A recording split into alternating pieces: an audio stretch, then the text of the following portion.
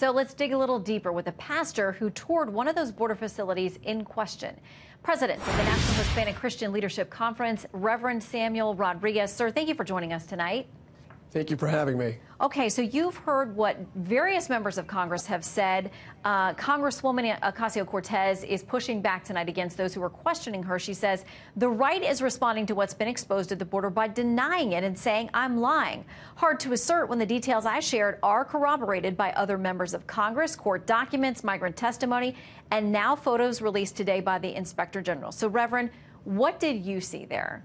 Shannon, I must be living in a parallel universe somewhere. As a devoted Trekkie, there must be some sort of, breach in the space-time continuum. I went this past Friday. I visited the controversial center in Clint, Texas, outside the outskirts of El Paso.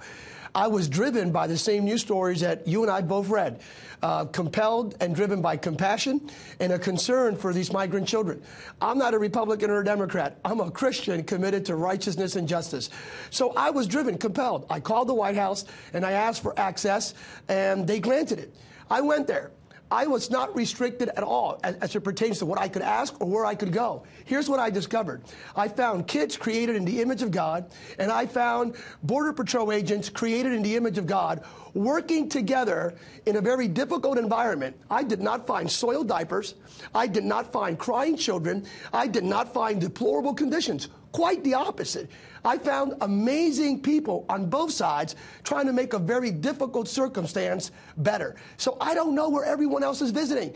I spoke to the Border Patrol agents, the vast majority of which, by the way, are Latino. And many of them attend the churches that are part of our network. And I asked, hey, guys, did you stage this? Did you guys flip the script just to accommodate people like me? And they went, Pastor Sam, absolutely not. You are looking at the very thing that existed here for a number of weeks. So it's not that we shifted because of any deplorable conditions that were discovered. What I also discovered was that the original report, the attorneys that actually reported the soiled diapers and deplorable conditions, they never, ever walked through the center. Let me repeat that. They never visited what I visited.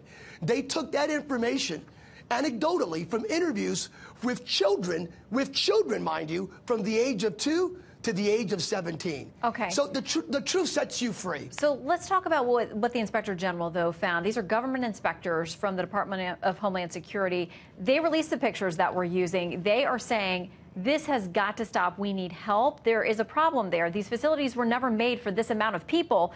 Part of the Inspector General report said senior managers at several facilities raised security concerns for their agents and the detainees. For example, one called the situation, quote, a ticking time bomb. Pastor, how do we get something done? Yep. And again, I wouldn't even deny or come against whatever the Inspector General reported. I visited one center. Now, in full disclosure, some of the agents were likewise expressing the angst, the consternation, and the frustration. They never signed up for this, especially when the borders were in a de facto way opened up. Our asylum system, our immigration system is so broken that it becomes precarious for everyone involved. I would agree and sign off on the statement coming from the Inspector General's office.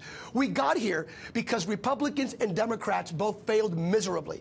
We got here because Congress is playing politics with millions of individuals, with the sovereignty of our nation, and with the protection of our border. We got here because it's apathy. We got here because of political expediency. We need to act now. I mean, I hope and pray this Inspector General's report, but in the full balance of things, what I am completely against is condemnation, shaming, and coming against those Border Patrol agents that are trying their best to make a very difficult circumstance better for those involved. Well, Pastor, I'm sure that you, including me and many other people, pray that our leaders will have wisdom and compassion. This is not an easy thing to solve, but they've got to come together regardless of party and fix it.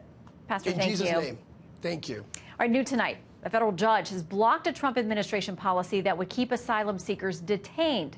That policy, announced by the Attorney General in April, would deny a bond hearing to asylum seekers with a credible fear of persecution if returned to the places they fled. That lawsuit was filed by the ACLU and other immigrants' rights advocates. No word yet if the administration will appeal it.